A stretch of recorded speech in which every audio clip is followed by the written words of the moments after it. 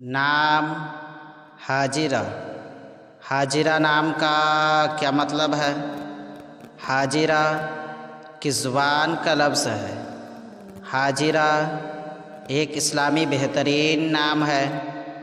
حاجرہ نام کا شمار لڑکیوں کے ناموں میں ہوتا ہے۔ حاجرہ عربی زبان کا لفظ ہے۔ حاجرہ نام کا مطلب ہے ہجرت کرنے والی۔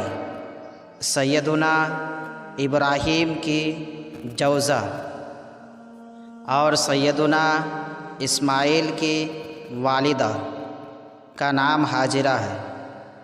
انگریزی الفاظ HAJIRA